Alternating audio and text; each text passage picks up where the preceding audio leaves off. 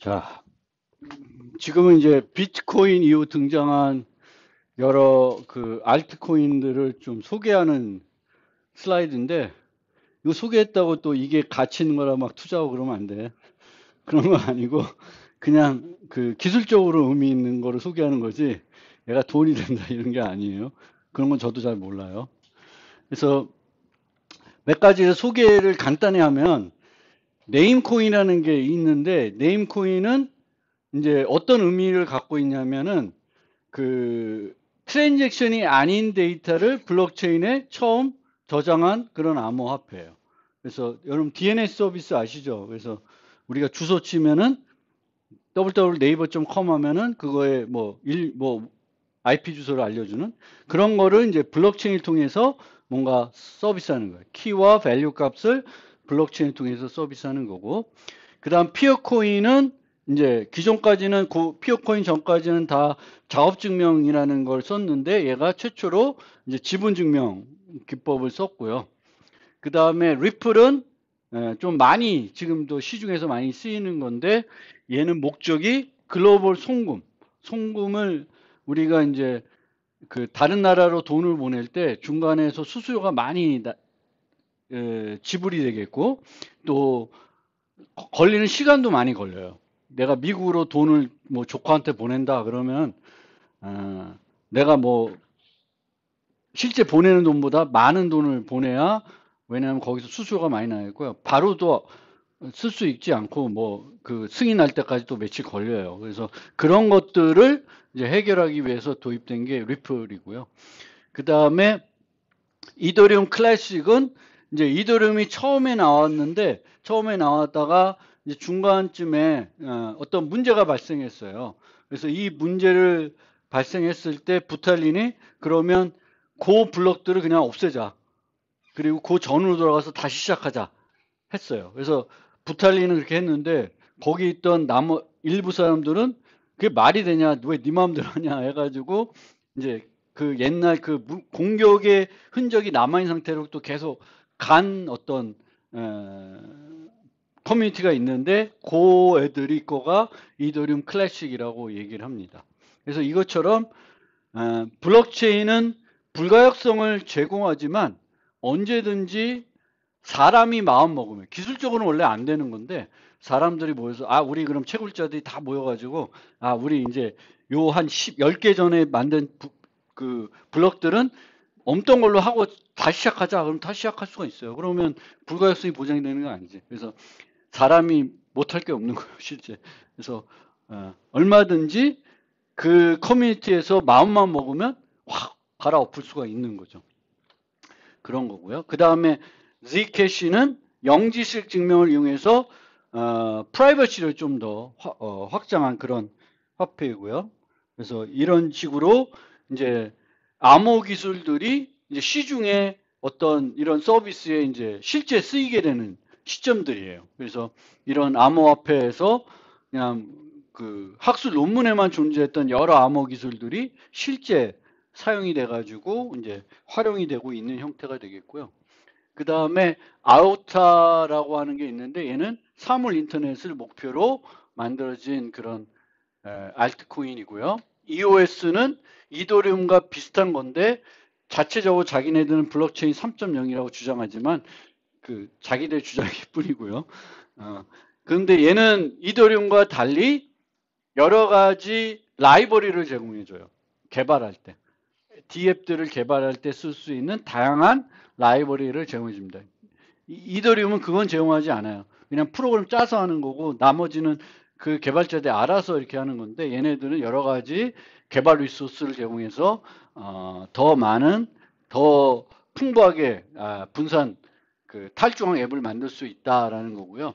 그 다음에 엔진이라는 거는 게임을 위한 암호화폐인데 이제 이런 식으로 특정한 어떤 그거를 목적으로 하는 그런 암호화폐들이 또 많이 생겼어요. 거기서만 쓰이는 그러니까 게임도 유료 서비스가 많은데 그 유료 서비스에서 어떤 돈을 지급해야 되잖아요. 그 게임을 쓸 때, 그때 이제 우리가 현금을 쓰는 게 아니라 이제 이 암호화폐를 써서 이제 그 비용을 지불하는 형태가 되겠고요. 그 다음에 알고랜드는 뒤에 소개할 텐데 이제 POS 방식에서는 검증자를 결정하는 게 매우 중요한데 이 검증자를 되게 효과적으로 결정하는 그런 어떤 기술을 소개한 애가 되겠고요. 모네로는 링 서명이라는 걸 이용해 가지고 이제 그 프라이버시를 더 확장시킨 건데 모네로 들어봤어요? 모네로 안 들어봤어요? 들어봤을 것 같은데 뉴스에 많이 났어요. 그 N번방 그거 할 때 그때 사용했던 화폐가 모네로예요. 그러니까 이런 나쁜데 이렇게 그 막 활용됐던 뭐 그럴 때 많이 활용돼 이렇게 얘가 그러니까 화폐가 프라이버시가 더 보장되면 보장될수록 이제 나쁜 용도에 많이 쓰이는 그런 부작용이 있는 거고요. 그래서 모네로가 그런 거고 그 외에도 뭐 다양한 애들이 있습니다. 수만 엄청나게 많아요. 근데 하여튼 이런 식의 발전을 했고요. 그러면 이제 요들 소개한 것들 중에 또 여러분들이 조금 알아두면 좋을 것 같은 그런 이제 비트코인 이후 사용된 어떤 기술들을 좀 소개하면은 첫 번째로는 우리가 분산 원장이라고 하면 블록체인 분산 원장하고 거의 같은 용어라고 볼 수도 있는데 이 그 블럭 단위로 이제 그 데이터를 확정하는 방식인 거죠. 비트코인에서는. 근데 아요타와 나노는 블럭 단위로 확정하지 않는 방식이에요. 그래서 DAG는 이제 그 그래프인데 주기가 없는 그래프가 방향 그래프인데 주기가 없는 그래프를 DAG라고 그런 거죠. 그래서 이 아요타와 나노는 이런 DAG 기반 트랜잭션 단위로 확정하는 그런 암호화폐입니다. 그래서 아요타는 그 IoT 사물 인터넷에 이제 여기에 막 형광등에 무슨 요소 기술들이 들어가는 건데 얘네들을 뭔가 이제 설치하면서 여기서 비용 지불을 해야 되고 뭐 이럴 때 이제 아요타를 쓸 수 있지 않을까 뭐 이렇게 해서 그러니까 그 IoT 서비스 하는데 소형 어떤 그 사물 인터넷 요소들이 요걸 이용해 가지고 그것들이 서비스에 들은 비용 지불하거나 비용을 받거나 뭐 그런 걸 위해서 쓰는 거고요. 얘는 내부적으로 탱글이라고 하는 DAG 기반 분산 합의 알고리즘을 씁니다. 그래서 얘네는 어떻게 하냐면 내가 트랜잭션을 만들어서 여기에 등록하려면 내가 기존에 등록되어 있는 두 개의 트랜잭션을 내 거랑 같이 포함해서 서명을 하게 됩니다. 즉 내가 얘네들을 승인해 주는 형태예요. 그러니까 내가 내 트랜잭션을 등록하려면은 내가 기존에 등록된 트랜잭션에 그 유효한 두 개의 트랜잭션을 승인해야 돼요. 그러면 이런 식으로 계속 트랜잭션들이 연결되고 있는 거죠. 그럼 얘를 바꾸려면은 얘와 연결된 이 뒤에 있는 것들을 다 수정해야 되니까 이것도 길게 이렇게 뻗어져 있으면은 수정하기가 거의 불가능해지는 거가 되겠죠. 이런 식으로 트랜잭션들을 연결해 가지고 하는 거예요. 그런데 여기서는 두 개를 연결해야 돼요. 두 개. 근데 이 두 개가 이제 미니멈이라고 보시면 돼요. 두 개보다 많이 해도 되는데 많이 해도 적게 하면 안 되겠지만 많이 하면은 더 뭔가 하는데 두 개만 해도 충분하니까 두 개만 하는 거고요. 근데 이 두 개를 할 때 얘가 새롭게 들어오는데 막 이런 애들을 승인하면은 별로 도움이 안 돼요. 어떤 애들을 승인해 줘야 되냐면 아직 다른 애들부터 승인받지 못한 애들을 새로 들어온 애들이 자꾸 승인을 해줘야 뻗어나가는 거죠. 그래서 이 탱글은 요런 애들을 팁 트랜잭션이라고 그래요. 아직 승인되지 않은 트랜잭션들.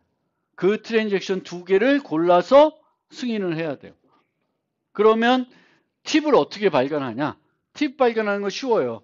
아무 데서 시작해가지고 뒤로 가면 돼요. 그럼 이제 더 이상 가지 못하면 얘가 팁이 되는 거죠. 최초부터 가도 되지만 그냥 중간에서도 가도 돼요. 중간에 가는데 이제 여기에 룰은 갈 때 이 경우에는 얘는 얘가 또 승인하고 얘도 승인하고 있죠. 두 개를 승인하면 그러면 얘를 선택해서 가도 되고 얘를 선택해서 가도 되는데 어떤 기준을 많이 쓰냐면은 더 많이 받은 걸로 뒤로 가요. 그래서 그런 룰들을 가지고 쭉 팁을 발견해서 두 개를 승인합니다. 그러면 계속 이어나가는 형태로 해서 이제 트랜잭션을 이제 그 불가역성을 제공하는 형태가 됩니다. 트랜잭션 단위로 확정하기 때문에 확정되는 속도도 더 빨라요. 더 빠릅니다. 그런데 얘네들은 그러면은 이 팁을 선택을 해야 얘가 이제 잘 운영이 되는 건데 팁을 왜 선택을 할까? 아, 나는 귀찮아. 그냥 아무거나 할래. 그러면 이제 얘가 잘 안 돌아가는 거죠. 그러면 보통은 우리가 어떻게 해야 돼? 이제 이런 세계에서 팁들을 선택해야 이 시스템이 잘 동작하는 거예요. 팁을 선택하는 건 어렵지 않은데 안 할 수 있는 거죠. 내가 귀찮으니까 아니면 뭐 여러 가지 이유에서 안 할 수 있는데 하게끔 유도해야 되죠. 하게끔 유도하려면 우리가 주로 쓰는 게 그 인센티브를 주는 거예요. 근데 여기서는 인센티브를 안 줘요. 불이익도 안 줘. 근데 어떻게 하냐면 내가 팁을 선택하지 않으면 나도 선택받기가 어렵게 만들었어요. 룰상. 그래서 팁들을 선택하지 않으면 왜냐하면 내가 트랜잭션을 만들었잖아요. 그럼 내 트랜잭션이 승인이 돼야 내 거가 확정이 되겠지. 그러면 나도 팁을 승인해야 다른 사람들도 나를 승인할 테니까 그런 방식을 써서 그러니까 룰은 룰인데 뭔가 그러니까 이런 식으로 구체적인 그 보상 체계나 불이익 체계를 쓰지 않고도 뭔가 어떤 그 기술이라보다는 아이디어를 가지고 이제 만든 거죠. 그게 좀 되게 새로운 방법이라는 거죠. 그게 이제 탱글이라는 아요타에서 쓰이는 거고요. 그래서 속도를 조금 더 빠르게 하려 그러면 이런 방법이 괜찮지 않을까라는 생각도 많이 가지고 있는 것 같아요. 그러니까 기존처럼 이더리움이나 비트코인처럼 블록 단위로 하지 않고 그 다음에 이 나노는 조금 아까는 이제 한 트랜잭션이 두 개의 트랜잭션을 승인하게끔 해가지고 이제 그 체인으로 개별 트랜잭션들이 체인으로 엮여가지고 이제 불가역성을 제공하는 거죠. 깊게 들어 있으면 뒤에 걸 다 바꿔야 되니까 이제 나노는 어떻게 하냐면은 트랜잭션을 체인을 그러니까 이 DAG 체인 같은 거를 각 사용자마다 하나씩 만들어요. 사용자마다 만드는 거예요. 그러니까 사용자마다 내가 사용한 트랜잭션들이 쭉 올라가는 거예요. 쭉 올라가는데 한 트랜잭션이 하나로 만들어져 있고 원래는 트랜잭션이 입금 출금으로 되어 있잖아요. 근데 입금 출금으로 되어 있는 게 아니라 나눠져 있어. 입금 트랜잭션, 출력 트랜잭션. 그래서 출력 트랜잭션은 내가 A에서 C로 돈을 주면 A에는 뭐가 들어가야 되냐면 출력 트랜잭션이 들어가야 되고 내 거에서 100을 뺀다. 여기에는 100을 추가한다. 이게 된 거예요. 그래서 이렇게 연결이 돼요. 그러면 이런 식으로 쭉쭉 연결이 돼서 이렇게 그 형태로 쭉 가요. 그렇게 해서 얘도 어쨌든 연결이 되어 있기 때문에 얘를 수정하려면 이 뒤에 게 다 수정이 돼야 되는 거예요. 얘를 할 때 얘를 여기 넣어서 서명하니까 이제 체인 형태로 연결되는데 하나 이렇게 개별적으로 가고 이렇게 가요. 근데 이렇게 개별적으로 가면 C랑 할 때는 나머지 애들은 얘네들 전혀 영향을 안 받아요. 그러니까 사용자마다 체인을 두는 방식, 그리고 트랜잭션 단위로 확정하는 방식, 그리고 트랜잭션을 출력과 입금 트랜잭션으로 나눈 그런 아이디어를 갖고 있는 트랜잭션입니다. 그 정도로 설명해도 될 것 같고요. 그 다음에 요것도 하나 알아두시면 여기 보면은 각 트랜잭션을 등록할 때 그냥 서명해서 등록하는 게 아니라 POW를 해결해야 돼요. POW를. 그러니까 사용자가 여기서 얘 할 때마다 얘를 넣을 때에는 그냥 해시해서 서명하는 게 아니라 그 해시 값을 구해서 서명하는데 이 해시 값이 앞에 0이 몇 개 있어야 되는 거죠. 그러면 요걸 계산하는데 일정한 시간이 걸리는 거예요. 그럼 왜 일정한 시간이 걸리도록 했냐? 오히려 속도를 늦추는 거죠. 근데 이게 속도를 늦추는 이유는 너무 한 사용자가 많은 트랜잭션을 제출해가지고 뭔가 도수 공격 같은 그런 문제들이 발생할 수가 있습니다. 그래서 한 사용자가 한 번에 제출할 수 있는 트랜잭션을 이게 제출할 수 있는 트랜잭션의 속도를 제어하는 거죠. 트랜잭션을 제어하기 위해서 블록체인을 쓰는 거예요. 아니, 해시퍼즐을 쓰는 겁니다. 그래서 해시퍼즐이 이제 이런 용도로 일정한 시간이 소요될 때, 소요되는 거 우리가 필요로 할 때 아주 복잡한 해시퍼즐이 아니라 뭐 30초면 해결할 수 있고, 그러면 30초에 한 번씩만 내가 트랜잭션을 제출할 수가 있는 거잖아요. 그냥 막 트랜잭션을 계속 막 얼마 짧은 시간에 막 내가 만들어서 배포할 수 있는데, 제출할 수 있는데 그게 이제 안 되는 그런 방식이 되겠습니다. 그래서 어쨌든 요 DAG 기반한 것들이 이제 앞으로도 많이 나왔는데, 이제 유명한 것들이 이 아요타와 나노라는 그런 두 가지가 있습니다. 그리고 두 가지가 조금 DAG 형태이지만, 그리고 개별 트랜잭션을 승인한 형태이지만 이제 구성되는 형태는 조금 다르고 있고요. 그 다음에 이제 일반적인 이제 블록체인 방식에서 이제 작업 증명 외에 다른 방법으로 분산 합의, 그러니까 분산 합의를 한다는 거는 그 수많은 노드들이 있는데 그 노드들이 똑같은 값을 늘 유지하게끔 해주는 그 요소가 되겠습니다. 그래서 원래는 비트코인에서 최초 탈중앙 암호화폐에서는 작업증명이라는 걸 썼지만, 이 작업증명은 경쟁 방식이고 전기세가 너무 많이 들어가고, 그 작업증명을 하는 어떤 방법에 따라서는 이제 큰 손들이 이런 전용 하드웨어를 많이 구매해가지고 더 유리할 수 있는 그런 어떤 방법들입니다. 그래서 이 방법은 환경에도 안 좋고 뭐 여러 가지 또 확정 속도도 느리고 이런 문제들이 있기 때문에 이제 다른 방법들을 쓰자. 다른 더 효과적인 방법이 없을까 해서 이제 쓰는 몇 가지가 있는데, 소개를 하면은 첫 번째가 비잔틴 합의 기술을 쓰는 거예요. 이 비잔틴 합의는 컴퓨터 공학에서 알아두면, 상식적으로 알아두면 좋은데, 이제 이렇게 비잔틴 장군 문제라는 건 이 장군들이 여기 중앙에 성이 있어요. 그래서 이 성을 동시에 공격하거나 아니면 포기하고 이렇게 퇴각을 해야 되는데, 다 퇴각하기로 했는데 한 명만 공격하면 이제 망하는 거고, 다 공격하기로 했는데 한 명이 퇴각하면은 성공하지 못하는 거예요. 그래서 이제 어떤 지시자가 있는데 이 지시자의 어떤 지시를 공통적으로 따라야 될 거 아니에요? 근데 이제 서로 그 기병들을 이용해서, 뭐 통신병들을 이용해서 서로 통신을 하는 거예요. 근데 이제 이 통신 장애가 올 수도 있고, 그리고 이 장군들 중에 배신자가 있을 수도 있어요. 그래도 어떤 합의를 이루어지기 위한 그런 합의를 이루어야 된다는 게 이제 비잔틴 장애 허용 문제이고요. 너무나 당연한 얘기지만 3분의 2 이상이 정직하면은 이제 3분의 2는 똑같은 행동을 한다는 거예요. 그게 이제 비잔틴 합의 그 얘기가 됐습니다. 좀 당연한 거 아니야? 3분의 2. 그리고 이 3분의 2를 어떻게 하냐?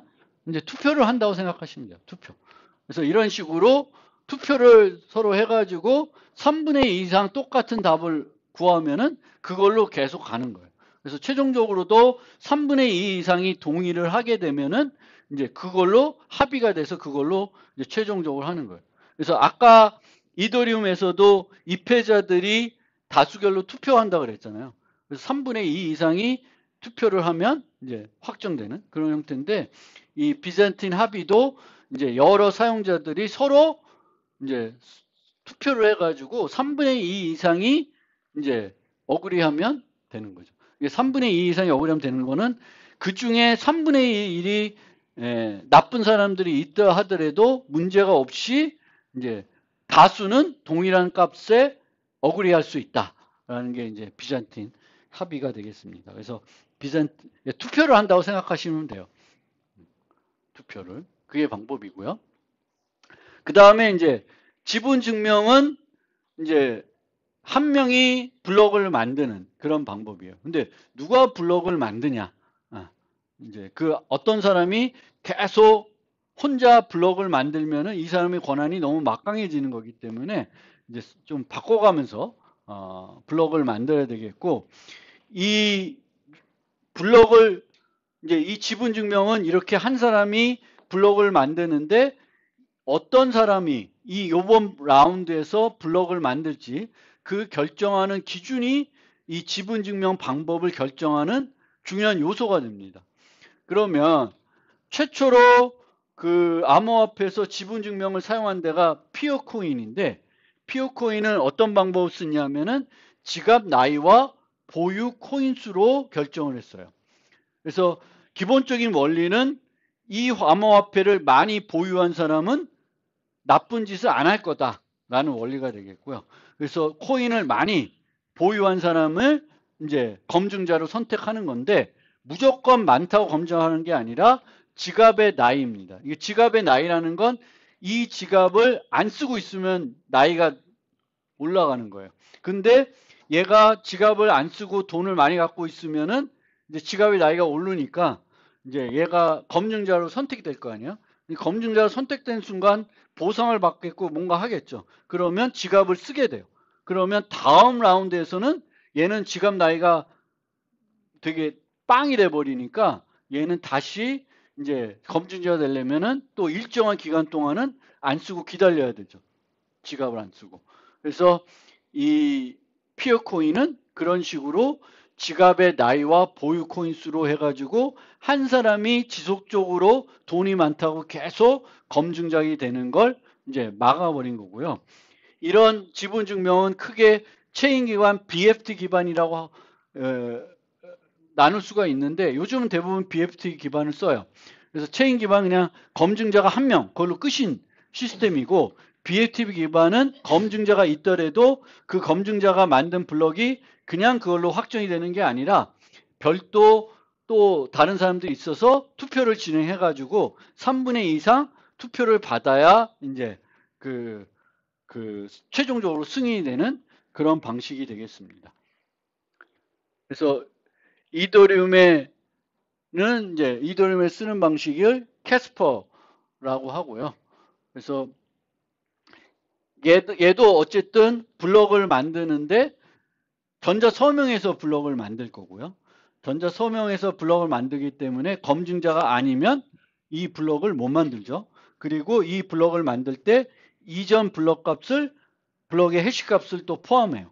포함하기 때문에 체인으로 연결이 됩니다. 여전히 지분 증명을 하지만 체인으로 연결이 되어 있는 형태가 돼서 옛날 걸 바꾸려면 다 바꿔야 되는 그런 형태로 해서 이제 불가역성을 제공합니다.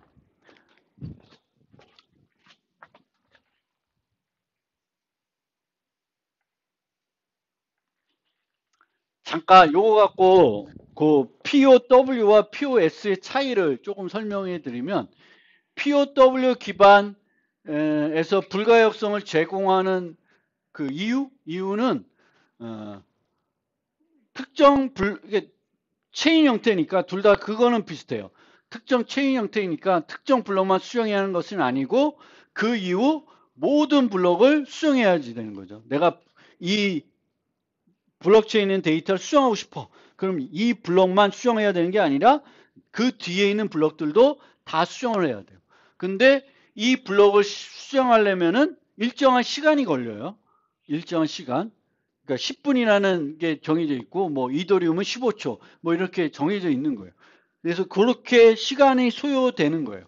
그래서 얘네들을 다 바꾸려면은 필요한 비용이 비현실적이다. 그리고 블록의 깊이가 깊을수록 내가 이걸 하기 위해서 소요되는 전기세 비용은 많이 들어가는 거죠. 많이 들어가는 거고요. 이 비용을 내가 투자를 해서 바꾸겠다 하더라도 뭐가 또 여기에 걸리냐면은 가장 긴 체인 우선 원칙을 씁니다. 그럼 내가 막 만들어서 따라가야 돼요. 따라가서 현재 체인보다 더 긴 체인을 만들어야 되는데 어차피 한 블럭을 만드는데 걸리는 시간은 정해놨어요. 그럼 얘는 계속 앞으로 가겠죠. 나는 10분씩 해서 따라가야 되는데 못 따라가죠. 내가 따라가려면은 최소 어떻게 해야 돼? 내가 뭐 나는 남들은 다 10분에 블럭을 하나 해결하는데 나는 1분에 해결할 수 있다. 그럼 따라가겠죠. 근데 그게 아니면은 못 따라가는 거예요. 그래서 내가 다른 사람보다 훨씬 더 파워풀한 하드웨어를 갖고 있지 않으면 이 PW에서는 못 바꾸는 거죠. 비용도 많이 들 뿐만 아니라 불가능한 거죠. 근데 이 중단이 되면 뭐 언젠가는 따라잡아서 넘어가겠죠. 그래서 중단이 안 돼야 되겠지. 계속 10분마다 생성이 돼야 돼요. POS 기반에서는 이제 얘가 이 블럭이 검증자가 전자 서명을 하고 있어요. 전자 서명을. 그러면 이 블럭을 수정하려면 이제는 퍼즐을 해결한다고 되는 게 아니라 뭐가 필요하냐면 검증자의 키가 필요한 거죠. 이 사람의 키가 필요해요. 그럼 내가 이 검증자다. 그럼 나는 내 걸 수정할 수 있겠죠. 그렇지만 내가 그 검증자가 아니었어. 그럼 수정이 안 돼요. 그리고 만약에 나도 검증자의 한 사람이야. 그러면 내가 내 키로 만들 수도 있는데 내 키로 만든 거를 그 라운드에서 인정하려면 또 그거는 또 다른 문제예요. 이 지분증명 방식에 따라서 이 라운드에서 누가 검증자를 할지를 결정하는 방법에 따라서는 내가 검증자 풀 안에 있다고 하더라도 내가 요번에 검증자가 된다는 보장이 없어요. 보장이 없고 내가 이게 아닐 수 있기 때문에 어쨌든 이제 그거를 수정하는 게 되게 힘듭니다. 그래서 그거 하기 힘들어. 근데 만약에 내가 그 검증자의 서명키를 어떻게 얻었어요. 그럼 수정할 수 있겠죠. 수정할 수가 있어요. 수정할 수 있는데 만약에 그 입회자 형태로 투표를 받아야 되면 내가 또 얼마 만에 투표를 받아야 돼. 3분의 2 이상의 입회자들의 또 서명을 받아와야 되거든. 내가 수정한 다음에. 그게 간단한 문제가 아니죠. 그리고 걔만 수정해야 되는 게 아니라 체인 형태로 연결되어 있기 때문에 그 뒤에 있는 것들에 대해서도 다 수정을 해야 되는 거예요. 그리고 그런 수정들을 만약에 이루어지는데 내가 나쁜 짓 하는데 내가 참여해가지고 도움을 줬어. 근데 그게 문제가 됐어요. 그럼 나는 그 이더리움 같은 데서는 내가 예치했던 32H를 날려먹겠죠. 그래서 불이익 체계랑 이런 이유 때문에 마찬가지로 POS도 거의 이 POS에 등록된 데이터를 수정하는 게 어렵고 블록 깊이가 깊을수록 더 어려워지는 거죠. 얘는 또 일시적인 포크 같은 것도 안 발생해요. 그리고 전기세도 소비가 안 되고 그렇습니다.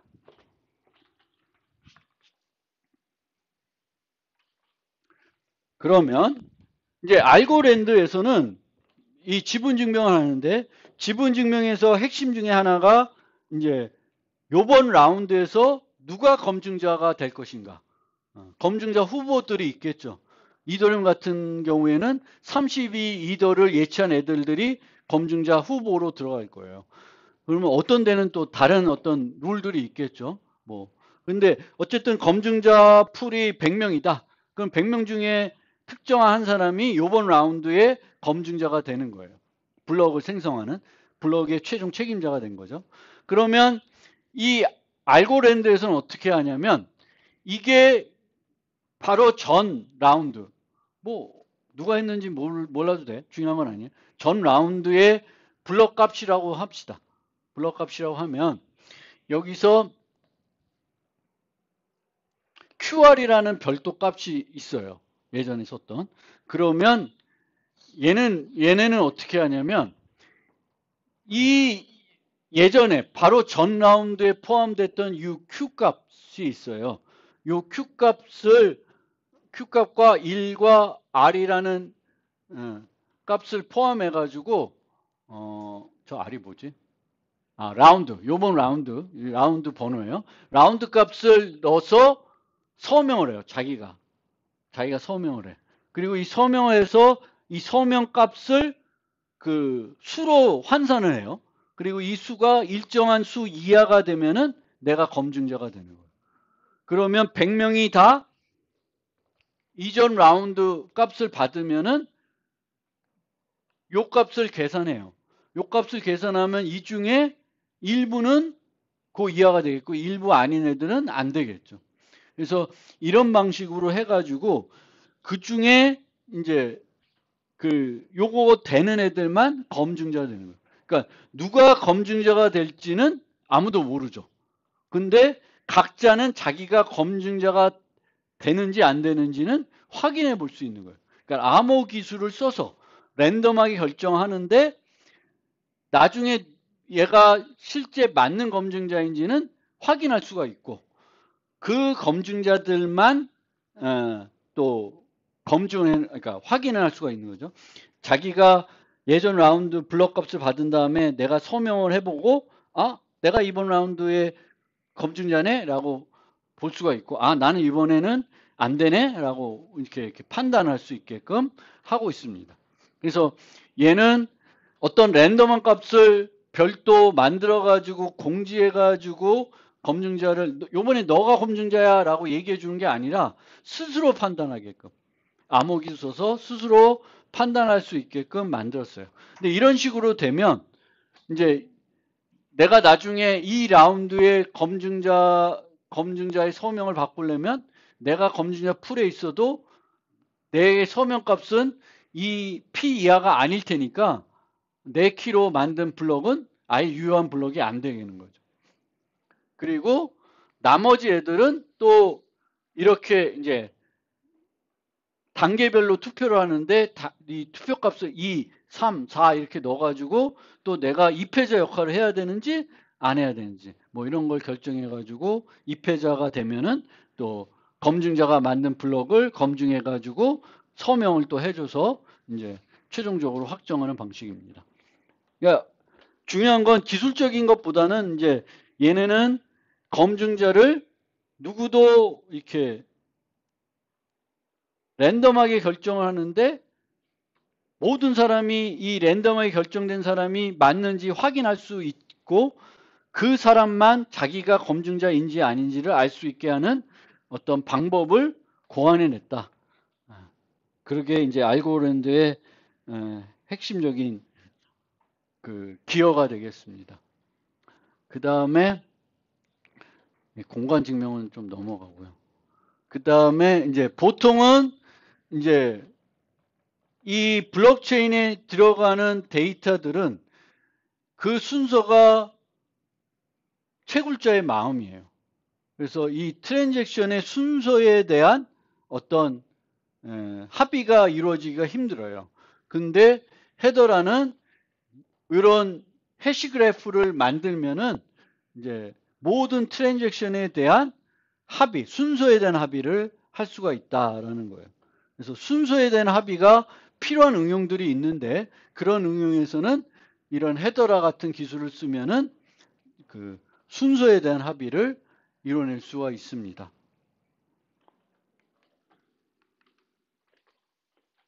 오늘은 여기까지 하고